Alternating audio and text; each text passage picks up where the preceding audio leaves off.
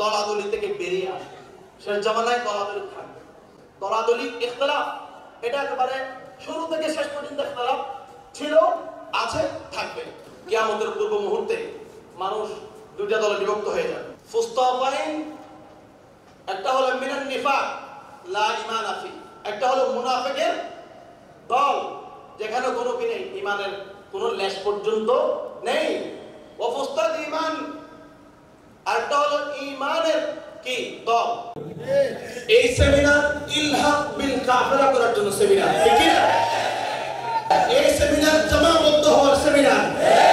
এই সেমিনার কোনো ইফতিরাক করবে না, এই সেমিনার হবে ইত্তেফাকের জন্য। এবং এই সেমিনার আলটিমেট আমাদেরকে বিজয়ের দিকে নিয়ে যাবে ইনশাআল্লাহ। এই সেমিনার থেকে আমাদের এখানে ইমাম মাহদির সৈনিকরা তৈরি হবে ইনশাআল্লাহ। আসসালামু আলাইকুম ওয়া রাহমাতুল্লাহি ওয়া বারাকাতুহু। আপনারা সবাই কেমন আছেন? আলহামদুলিল্লাহ, আলহামদুলিল্লাহ আলা কুল্লি হাল ওয়া ফি কুল্লি মাকান। ইন্নাল হামদালিল্লাহ, ইন্নাল হামদালিল্লাহি নাহমাদুহু ওয়া নাস্তাঈনুহু ওয়া নাস্তাগফিরুহু ওয়া নাউযু বিল্লাহি মিন শুরুরি আনফুসিনা ওয়া মিন সাইয়্যাতি আ'মালিনা মান ইয়াহদিহিল্লাহু ফালা মুদিল্লা লাহু ওয়া মান ইউদ্লিলহু ফালা হাদিয়া লাহু ওয়া আশহাদু আন লা ইলাহা ইল্লাল্লাহ ওয়াহদাহু লা শারীকা লাহু ওয়া আশহাদু আন্না মুহাম্মাদান আবদুহু ওয়া রাসূলুহু الذي أرسله بالحق بشيرا ونذيرا وداعيا إلى الله بإذنه وسراجا منيرا. فقد قال الله تعالى في القرآن الكريم بعد أعوذ بالله من الشيطان الرجيم بسم الله الرحمن الرحيم من الذين فرقوا دينهم وكانوا شيعا كل حزب بما لديهم فرحون. وقال الله تعالى أيضا اقترب للناس حسابهم وهم في غفلة معرضون. وقال الله تعالى أيضا يسألك الناس عن الساعة قل إنما علمها عند الله وما يدريك لعل الساعة تكون قريبا. صدق الله العظيم. وقال رسول الله صلى الله عليه وسلم الجهاد ماد إلى يوم القيامة. وقال رسول الله صلى الله عليه وسلم العبادة في الحرج كحجرة إلي. رواه أبو داود. শুকরিয়া আল্লাহ সুবহানাহু ওয়া তাআলার দরবারে যে মহান আল্লাহ তাআলা আজকের এই দীর্ঘ প্রচেষ্টার পর উম্মাহ ফাউন্ডেশনের প্রতিটা সদস্য এবং শুভাকাঙ্ক্ষীদের যে একটা সফলতার সিঁড়ি বলা যায়, সেই সিঁড়িতে ওঠার জন্য আমাদেরকে দীর্ঘ 1 মাস কষ্ট করতে হয়েছে। আলহামদুলিল্লাহ, শেষ কষ্টটা যে করতে পেরেছি এটাই আল্লাহ পাকের কাছে শুকরিয়া। কারণ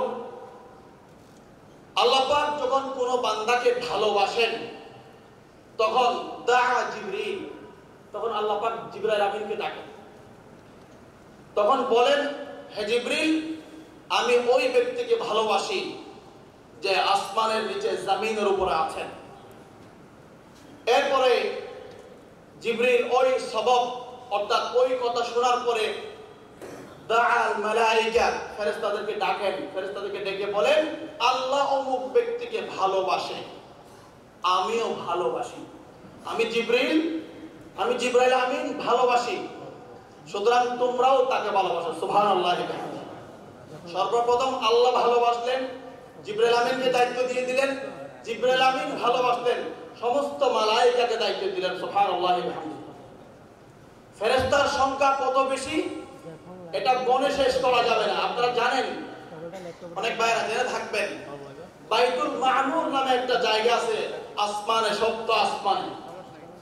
ওখানে দৈনিক 70,000 ফেরেশতা বাইতুল মামুরে কি করে জিয়ারা করে, তাওয়াফ করে।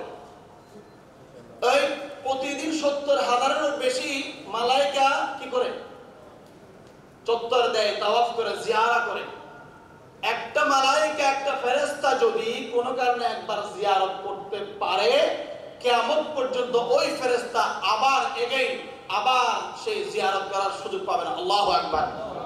এই হাদিস থেকে বোঝা যায় ফেরেশতা কি গণিত নাকি অগণিত।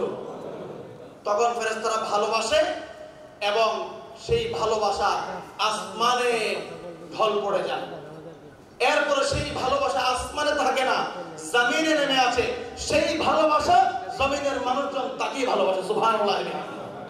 তাহলে হিংসা বিদ্বেষ আমরা যে করি, যে এই জিনিসগুলি থেকে বোঝা যায় এই কাজগুলি করতে পারা, যে এই কাজের জন্য আল্লাহ পাক উম্মাহ ফাউন্ডেশনকে কবুল করেছেন, সেটা কোথা থেকে আসছে? আসমান থেকে। জমিনের যেসব বান্দারা এই উম্মাহ ফাউন্ডেশনে সম্পৃক্ত হয়েছে, আল্লাহ পাক সবাইকে কবুল করেছেন। সুবহানাল্লাহ। ঠিক না?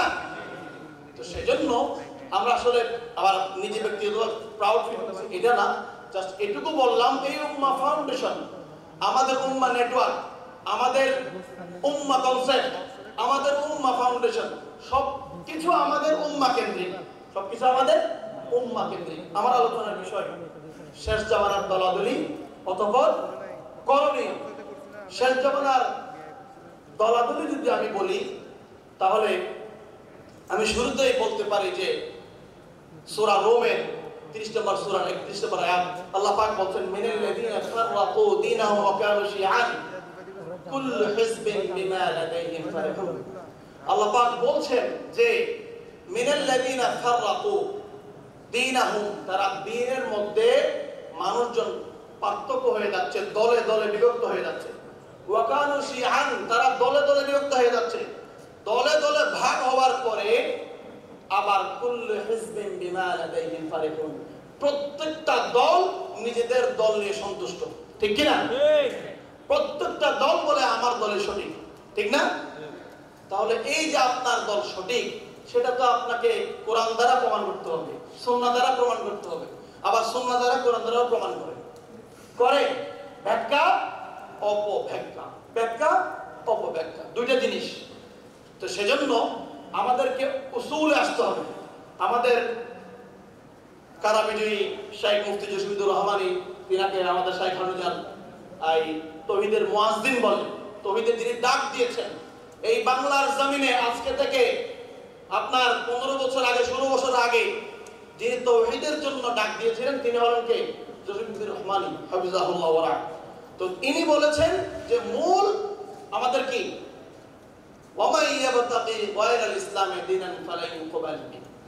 যে ইসলাম ছাড়া অন্য কিছু তালাশ করলে, সেটা হোক গণতন্ত্র, সেটা হোক রাজতন্ত্র, সেটা হোক অন্য কোনো মতবাদ, তাহলে সেটা আল্লাহর কাছে কোশ্চেন কালেও জিন্দেগিতেও তাদের প্রচেষ্টা আল্লাহ পাক কবুল করবেন না। পড়েন না আলহামদুলিল্লাহ। তাহলে এখান থেকে বোঝা যায় শুধু কবুল করবেন না এটা না, ওয়া হুয়া ফিল আখিরাতি মিনাল খাসিরিন, আল্লাহ পাক তাদের জন্য রেখেছেন আখিরাতে কি শাস্তি, তাদের জন্য আখিরাত ক্ষতি। সুতরাং আসুন আমরা কি করব,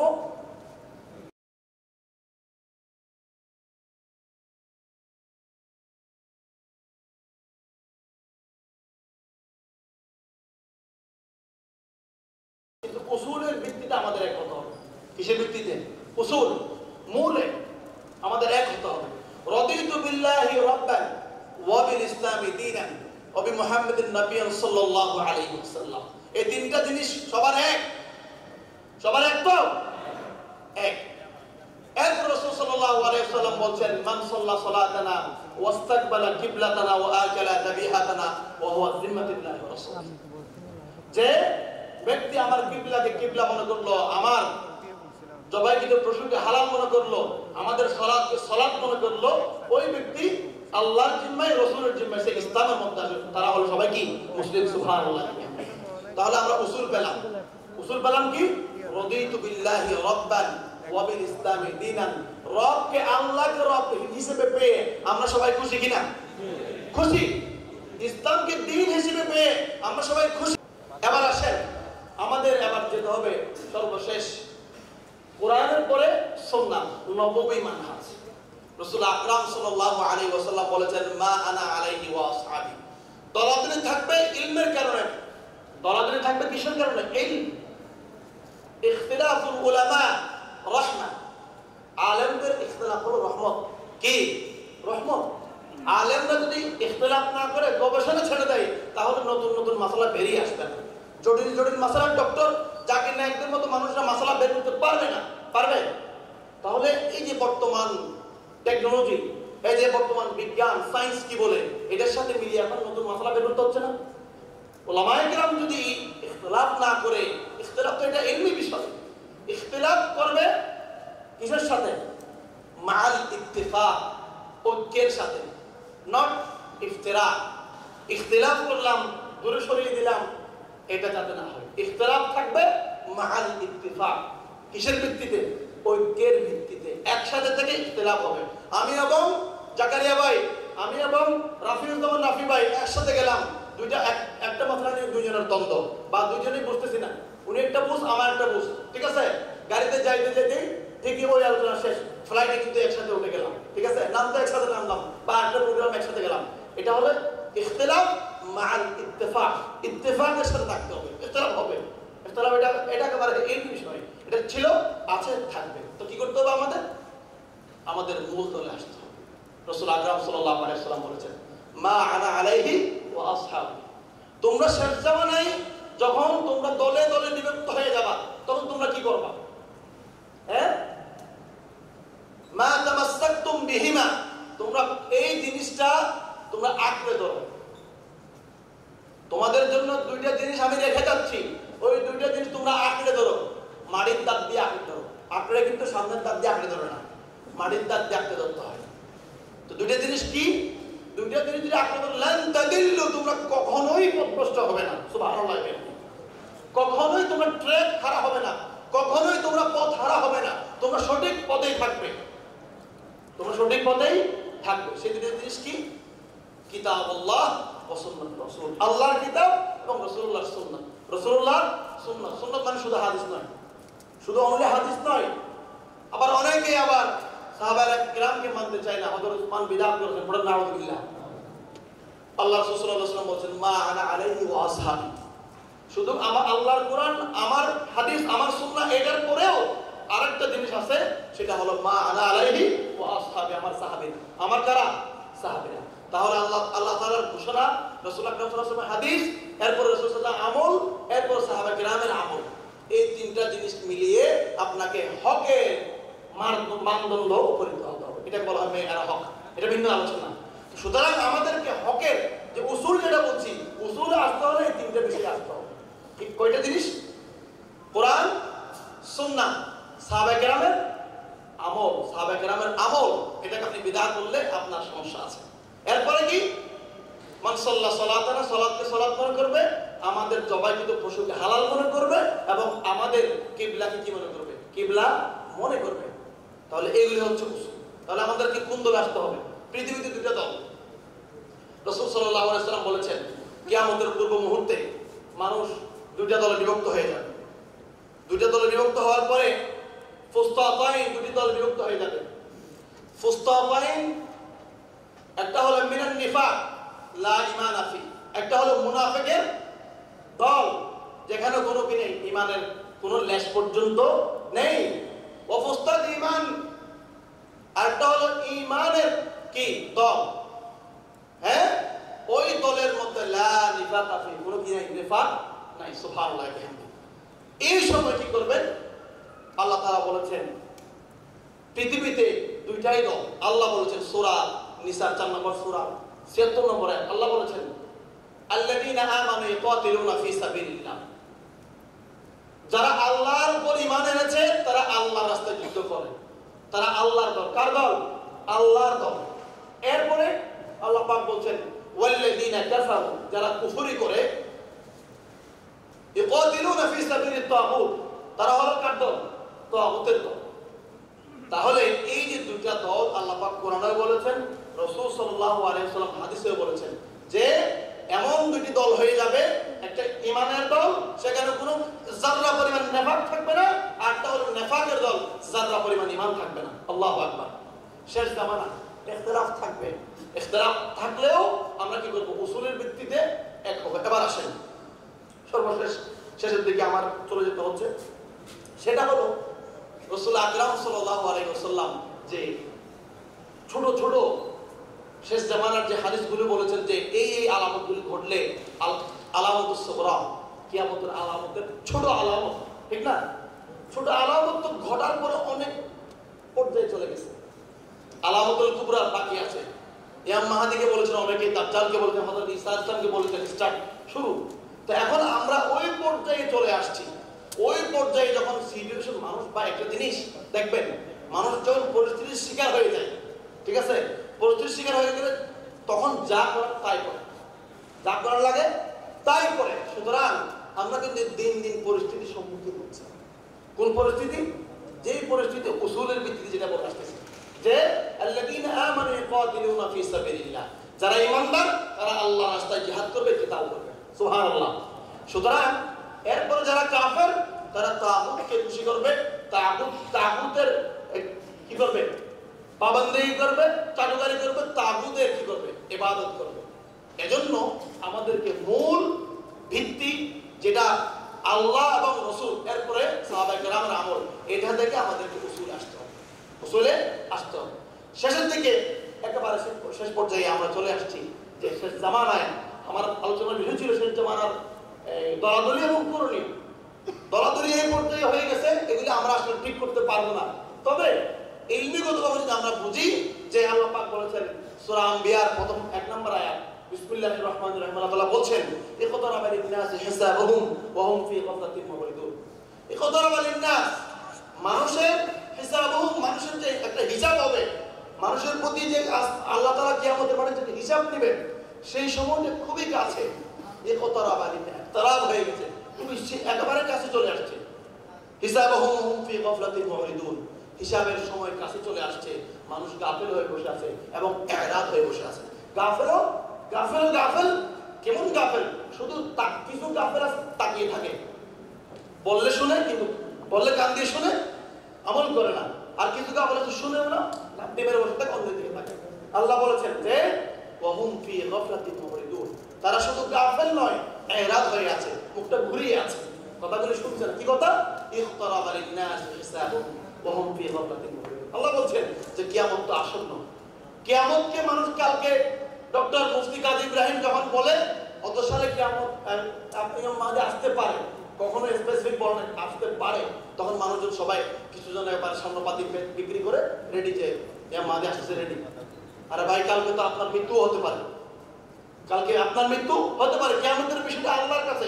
আল্লাহ তাআলা বলছেন ইয়াসআলুকান নাসু আনিস সাআ, হে রাসূল, আপনার কাছে মানুষ আসবে, লোক আসবে, আপনার কাছে জিজ্ঞেস করবে ইয়াসআলুকান নাসু আনিস সাআ, সাআ সম্পর্কে, কিয়ামত সম্পর্কে আপনাকে মানুষ জিজ্ঞেস করবে।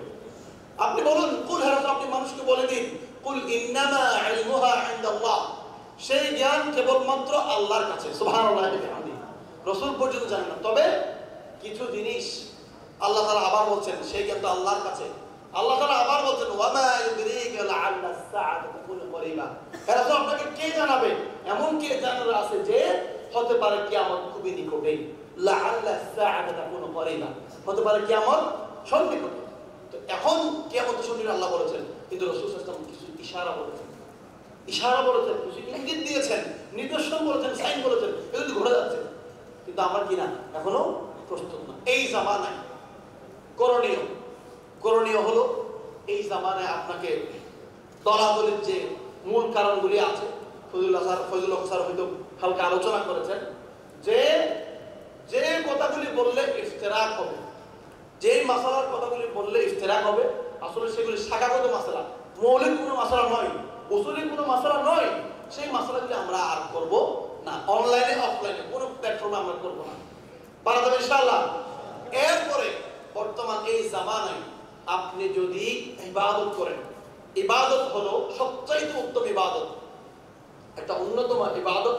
এখন এখানে ওই ভাইটি নাই, মুফতি তারিকুজ্জামান ভাই হাফিজাহুল্লাহ ওয়া রাহ, তিনি ওই ইবাদতটা করেন, সেটা হলো কম কথা বলা, চুপ থাকা। রাসূল সাল্লাল্লাহু আলাইহি সাল্লাম বলেন ফালিয়াকুল খায়রা আও লা ইয়াসকুত, হয়তো তুমি উত্তম কথা বলো, উত্তম কথা যদি শেষ হয়ে যায় তাহলে তুমি চুপ থাকো। কি থাকো? চুপ থাকো। তো এইজন্য রাসূল সাল্লাল্লাহু আলাইহি সাল্লাম বলেছেন মান সামাতা নাজা, যে ব্যক্তি চুপ থাকে, অতিরিক্ত কথা বলে না, ওই ব্যক্তির নাজাত পেল। সুবহানাল্লাহ। কি পেল? নাজাত পেল। নাজাত মানে কি? মুক্তি।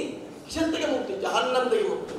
তো সেজন্য আমাদেরকে অবশ্যই মৌলে আসতে হবে, আমাদেরকে এই আমলটি করতে হবে যে আমরা কম কথা বলবো, যে কথাগুলি বললে উম্মার কি হবে? কল্যাণ হবে, উম্মার কল্যাণ হবে, মুসলিম উম্মার কল্যাণ হবে, ফায়দা হবে, সেগুলি বলবো। একটা কথা আছে যে চুপ থাকলে মূর্খেও জ্ঞানের মতো লাগে, আসলে সত্যি। আপনি একজন মানুষ আসলে সে জ্ঞানী না, কিন্তু চুপ করে বসে আছে, একটা পলিসি করে আসছে, চুপ করে বসে আছে, আপনি তাকে মাপতে পারবেন না সে আসলে কিসের কি, মাপতে আপনার কষ্ট হবে। তো এই কম কথা বলাটা এটা উত্তম একটি ইবাদত, উত্তম একটি কি ফালিয়াকুল খায়রা আও লা ইয়াসকুত, হয়তো তোমরা উত্তম কথা বলো, না হয় তোমরা কি থাকো, চুপ থাকো। এই যে আমল, এরপরে আরো দামি আমল রাসূল সাল্লাল্লাহু আলাইহি ওয়াসাল্লাম বলেছেন, তোমরা 5টা বিষয় তোমরা ঐক্যবদ্ধ হও, যেটা আমাকে আল্লাহ তাআলা আল্লাহু আমর বিহিন্না, আল্লাহ পাক আমাকে আমল করেছেন, আল্লাহ পাক আমাকে নির্দেশ দিয়েছেন। তার মধ্যে একটি হলো as-সামা, কথা কি করা, শোনা। 5টি জিনিস আল্লাহ পাক আল্লাহ রাসূলকে অর্ডার করেছেন, সেগুলি তোমরা মানো। উম্মতকে বলছেন যে as-সামা, 1 নাম্বার কথা শুনতে হবে। এরপরে কথা শোনার পর ওয়াত্তাআ, কথাগুলি কি করতে হবে, আনুগত্য করতে হবে, মানতে হবে। এরপরে ওয়াল জামা, জামাআবদ্ধ হতে হবে, জামাআবদ্ধ ঐক্যবদ্ধ হতে হবে। এরপরে ওয়াল হিজরা, হিজরত করতে হবে, কি করতে হবে, হিজরত করতে হবে। এরপরে ওয়াল জিহাদ ফি সাবিলিল্লাহ। আলটিমেট 4টা স্টেপ, বড় বড় স্টেপ আপনি পার হওয়ার পরে আপনি জিহাদ যেতে পারবেন। কথা বোঝা গেছে? জিহাদ কোনো ফ্যান্টাসির নাম নয়, জিহাদ কোনো আপনার আনন্দের নাম নয়। জিহাদ থেকে পলায়ন করেছে, পলায়ন করে মুনাফিক হয়েছে, এরকম রেকর্ড আছে, আসলে নাই? সুতরাং জিহাদের মাঠ থেকে মাঠে যাওয়া আগে গেছেন, ফ্যান্টাসি মূলত মাথায় আসছে, গেছেন, লম্বা চুল রাখছেন, হ্যাঁ, এরপরে টুপি পরছেন, পাগড়ি পরছেন, মনে হচ্ছে জুস চলে আসছে, গেলেন জুসের ঠেলায় হুঁশারাই হচ্ছেন, গেছেন, বাট পালায় চলে আসছেন। কাফের হামলায় ভয়ে থরথর করে কেঁপে আপনি অন্তরের নেফাক থেকে কেঁপে চলে আসছেন, তাহলে কি হবে? আপনার ঈমান থেকে খারিজ হয়ে যাওয়ার সম্ভাবনা আছে। সেজন্য সর্বশেষ জামানায় একটি গুরুত্বপূর্ণ আমল এই যে জিহাদ। জিহাদের আগে কিন্তু হিজরত ক্ষেত্র আপনাকে কি করতে হবে, হ্যাঁ, ক্ষেত্র স্থাপন করতে হবে, আপনাকে জায়গা ঠিক করতে হবে। কোন জায়গায় গেলে আসলে আমরা বেনিফিটেড হব, লাভবান হব, এবং কোন জায়গায় গেলে আসলেই তাদেরকে একটা জায়গা আনা যাবে, কাফেরদেরকে এনে মারা যাবে বদরের মতো করে, ঠিক আছে? এবং তার আগে কি, জিহাদের আগে কি, হিজরত। হিজরত গুরুত্বপূর্ণ একটি আমল। শেষ জামানায় রাসূল সাল্লাল্লাহু আলাইহি ওয়াসাল্লাম বলেছেন, আল ইবাদাতু ফিল হারজি কাহিজরাতি ইলাইয়া। আল্লাহ রাসূল বলেছেন, হারাজের জামানায়, হারাজ মানে গণহত্যা। অন্য হাদিসে আসছে, ইয়া রাসূলুল্লাহ, হারাজ মানে কি? রাসূল বলেন, আল কতু, হত্যা, গণহত্যা, জেনোসাইড। হারাজ মানে কি? জেনোসাইড। এখন সারা বিশ্বে মুসলিম উম্মাহর উপর জেনোসাইড, ঠিক না? এমন কোনো কান্ট্রি নাই যেখানে মুসলিম উম্মাহর উপর নির্যাতন হয় না। আমরা দেশেই সংখ্যা গরিষ্ঠ আমরাই। সুতরাং রাসূল সাল্লাল্লাহু আলাইহি ওয়াসাল্লাম বলেছেন, আল ইবাদাতু, শেষ জামানায়, হারাজের জামানায় কোন মানুষ যদি ইবাদত করে, রোজা রাখে, নিজের ঈমানটা ঠিক রাখতে পারে, ইবাদতগুলি ঠিক রাখতে পারে, মুখের জবান ঠিক রাখতে পারে, সে যদি অতিরিক্ত কথা না বলে, তাহলে রাসূল সাল্লাল্লাহু আলাইহি ওয়াসাল্লাম বলছেন, সে যে ইবাদতগুলি করলো, সে কেমন যেন কাহিজরাতি ইলাইয়া, সে কেমন যেন বাংলাদেশ থেকে মদিনায় আমি নবী মুহাম্মদের সাথে হিজরত করে আসার মতো সওয়াব পাবে। সুবহানাল্লাহ। হাদিস, আবু দাউদের হাদিস, যে এখন আমল করতে, ব্যক্তিগত আমল। আমরা মানহাজি বলে অনেকে নিজেকে পরিচয় দেয়, অনেকে আবার তাওহীদবাদী বলে পরিচয় দেয়। আমাদের মধ্যে অসংখ্য ভুলগুলি থাকা যাবে না, এমন কোনো ভুল থাকা যাবে না যেটা শরিয়া বহির্ভূত হয়ে যায়। যেমন একটু বলি যে আমরা আলোচনা করা যায় একজন ভাইকে নিয়ে, সমালোচনা করা যাবে না, যেটাকে আরবি ভাষায় গীবত বলা হয়। ইসলামিক গীবত এখন বের হয়ে গেছে, ইসলামিক গীবত থেকে আমাদেরকে বের হয়ে আসতে হবে। শেখ আহমদুল্লাহ হাফিজাহুল্লাহর একটা উক্তি দিয়ে আমি শেষের দিকে যাচ্ছি। উনি বলেন যে আমার একজন বন্ধু ছিল হাবিবুল্লাহ নামে, পটিয়া মাদ্রাসা, হাটাজারি মাদ্রাসা। তো উনি, ওই ভাই নাকি কারো গীবত নিজেও করতো না, কোন মজলিসে যখন গীবত শুরু হতো, ওই মজলিসে তার ক্ষমতা থাকলে গীবত থামাই দিত, এবং কি করতো, না পারলে উঠে চলে যেত। সেজন্য আমাদেরকে ইফতিরার সৃষ্টি হয় পিছনে কথা বলা থেকে। পিছনে কথা বলছেন, আমার একজন শুভাকাঙ্ক্ষী শুনছে, ও এসে আমাকে খুশি করার জন্য যা বলছে তার থেকে দেখলেন বাড়াই বলছে। এগুলি ইন্টারনালি কি হচ্ছে, ঝামেলা হচ্ছে আমাদের শাইখদের মাঝে বা আরেকজন ভাইদের মাঝে। এগুলি করা যাবে না, এগুলি করলে আপনি কি হয়ে যাবেন? আপনি গুনাহগার হয়ে যাবে। সেজন্য শেষ জামানায় আমাদেরকে এই বিষয়গুলি খেয়াল করতে হবে, বিশেষ করে ইবাদতের বিষয়টা।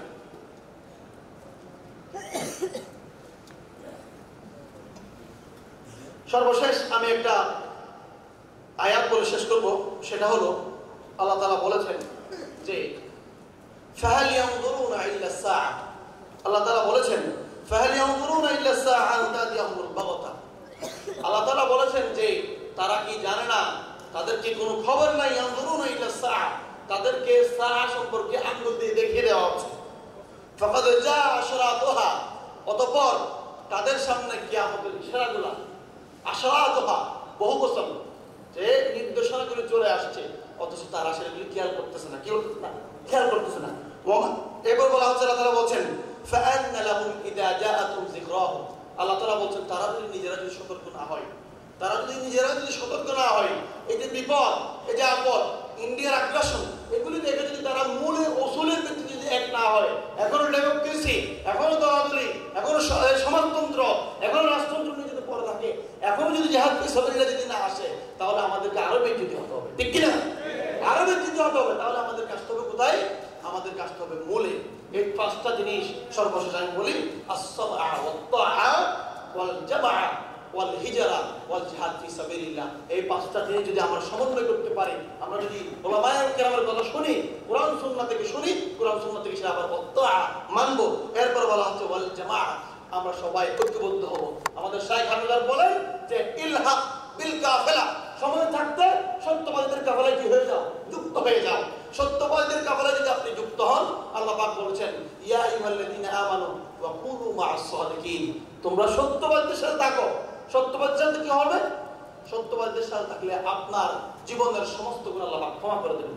ইসলিহ লাকুম আ'মালাকুম ওয়া ইয়াগফির লাকুম যুনুবাকুম, আল্লাহ উনাইতে বলছেন ইসলিহ লাকুম আ'মালাকুম, আমাদের জীবনের সমস্ত আমলগুলি আল্লাহ পাক পরিশুদ্ধ করে দেবেন। সুবহানাল্লাহি ওয়া বিহামদিহি ওয়া ইয়াগফির লাকুম যুনুবাকুম, আমাদের গুনাহগুলি ক্ষমা করে দেবেন। আল্লাহু গফুরুর রহিম, আল্লাহ পাক ক্ষমাশীল। সুতরাং আসুন আমরা মূলের ভিত্তিতে এক হই। দলাদলি থাকবে, এগুলি ইখতিলাফের কারণে, কিন্তু আমরা মূলের ভিত্তিতে এক হব। রাদিতু বিল্লাহি রাব্বান ওয়া বিল ইসলামি দীনান ওয়া মুহাম্মাদিন নবী সাল্লাল্লাহু আলাইহি ওয়াসাল্লাম, এই তিনটার ভিত্তিতে আমরা এক হব। আল্লাহ পাক আমাদেরকে এক হয়ে আল্লাহ পাকের কালেমা এই জমিনে আল্লাহ পাক, এই জমিন আমার, এই দিন আমার, এই জমিন আমার, এখানে ইসলাম প্রতিষ্ঠা করার দায়িত্ব আমাদের। হয়তো আমরা আগামী প্রজন্ম, না হয় এরপর প্রজন্ম, আল্লাহ পাক কখন কবুল করেছেন আল্লাহই ভালো জানেন। লাআল্লা সাআত তাকুনু করিবা, হতে পারে কিয়ামত নিকটে, হতে পারে কিয়ামত নিকটে। আসুন আমরা বোঝার চেষ্টা করি এবং ইখতিলাফ মাআল ইত্তেফাক, ইখতিলাফ করব ইত্তেফাকের সাথে। আল্লাহ পাক যেন আমাদের সংক্ষিপ্ত আলোচনা সবার আগে আমাকে আমল করার জন্য তৌফিক দান করেন। ওয়া মা আলাইনা ইল্লাল বালাগুল মুবিন। হাযা মা ইনদি ওয়াল ইলমু ইনদাল্লাহ, আলাইহি তাওয়াক্কালতু ওয়া ইলাইহি উনীব। ওয়া আসসালামু আলাইকুম ওয়া রাহমাতুল্লাহ।